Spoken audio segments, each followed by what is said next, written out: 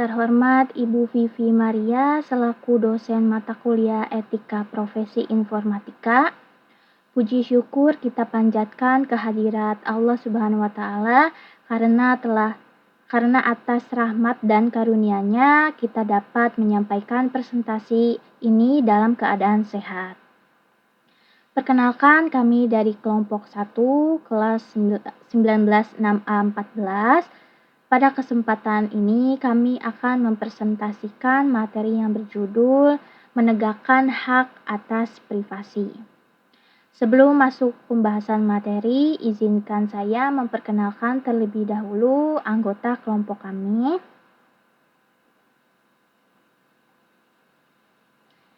Oke, di sini yang pertama ada saya sendiri, Alvita Rizka Fadilah. Yang kedua ada Naila Khoiriyah. Yang ketiga ada Rara Rahayu. Yang keempat ada Damayanti. Dan kelima ada Apri Ningtyas. Nah, selanjutnya materi akan dijelaskan oleh Kak Naila. Waktu dan tempatnya saya persilakan. Baik, terima kasih Kak Alvita. Selanjutnya, saya akan menjelaskan tentang konteks dan tantangan privasi digital di Indonesia. Lebih dari 70% popularitas Indonesia aktif menggunakan internet, menjadikan data pribadi sebagai komoditas ekonomi bernilai tinggi. Pelanggaran privasi kini berkembang menjadi ancaman serius terhadap HAM dan keamanan nasional. Secara konstitusional, hak atas privasi dijamin dalam Pasal 28G Ayat 1 Undang-Undang 1945 dan diperkuat melalui Undang-Undang Perlindungan Data Pribadi atau UU PDP tahun 2022 sebagai landasan hukum utama perlindungan data di era digital. Mungkin itu saja yang bisa saya sampaikan. Saya kembalikan ke moderator. Baik, terima kasih Kak Naila. Materi selanjutnya akan dijelaskan oleh Kak Damai. Silakan Kak Damai. Baik, terima kasih Kak Vita. Di sini saya akan menjelaskan tentang bentuk-bentuk pelanggaran privasi kontemporer. Yang pertama ada kebocoran data massal. Data sensitif dalam skala besar bocor ke dark web mengekspos informasi pribadi jutaan pengguna. Pelaku kejahatan siber mengeksploitasi celah keamanan sistem untuk mencuri dan memperjualbelikan data pribadi. Selanjutnya ada eksploitasi komersial dan profiling tanpa persetujuan. Manipulasi data digital digunakan untuk kepentingan iklan bertarget dan kampanye politik. Profiling dilakukan tanpa sepengetahuan atau persetujuan pemilik data. Selanjutnya ada pengawasan digital massal oleh negara.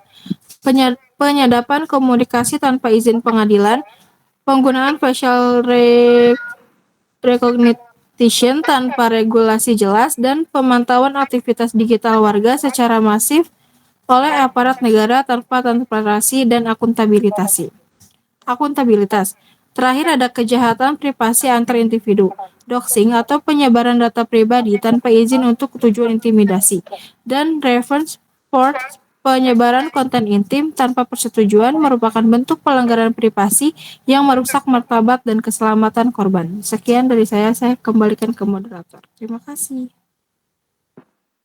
Baik, terima kasih Kak Damai. Selanjutnya materi akan dijelaskan oleh Kak Apri. Silakan Kak Apri. Baik, terima kasih Kak Vita. Di sini saya akan menjelaskan dua faktor penyebab kerentanan. Yang pertama itu substansi hukum dan infrastruktur teknologi, implementasi UU PDP yang lambat, OPDP yang belum berfungsi optimal, sistem keamanan siber usang, lalu kurang investasi pada perlindungan data, serta tingginya human error dalam pengelolaan sistem informasi. Yang kedua, budaya hukum dan literasi digital, rendahnya kesadaran privasi masyarakat, perilaku oversharing di media sosial, minimnya edukasi tentang perlindungan data pribadi, serta lemahnya budaya kepatuhan terhadap regulasi privasi di lingkungan organisasi dan korporasi. Selanjutnya di sini saya akan menjelaskan peran etika profesi informatika. Etika profesi menjadi landasan tanggung jawab profesional TI dalam menjaga data pribadi pengguna. Setiap pengembang sistem wajib menerapkan prinsip keamanan dan privasi sejak tahap perancangan privasi by design. Kesadaran etis dan pelatihan berkelanjutan sangat diperlukan agar profesional TI mampu menghadapi ancaman privasi yang terus berkembang. Penerapan etika terbukti efektif dalam kasus nyata seperti kebijakan internal organisasi yang mengatur hak akses data, audit keamanan rutin, dan pelaporan pelanggaran secara transparan. Selanjutnya saya kembalikan ke moderator. Baik, terima kasih Kak Apri. Materi selanjutnya akan dijelaskan oleh Kak Rara. Silakan Kak Rara. Baik, di sini saya akan menjelaskan strategi komprehensif penanggulangan pelanggaran privasi, yang dimana ada 4 poin. Yang pertama, reformasi kelembagaan dan penegakan hukum tegas, pembentukan OPD mandiri, penerapan saksi progresif, dan pembentukan unit forensik siber nasional. 2. Implementasi privasi by design and standar keamanan global, enkripsi, mutakhir, zero trust, arsitektur, dan audit keamanan berkala pada sistem digital. 3. Penguatan literasi privasi dan kebudayaan digital, integrasi kurikulum pendidikan, kampanye nasional berbasis komunitas, dan peningkatan kesadaran publik. 4. Sinergi multi stakeholder, kolaborasi pemerintahan, koperasi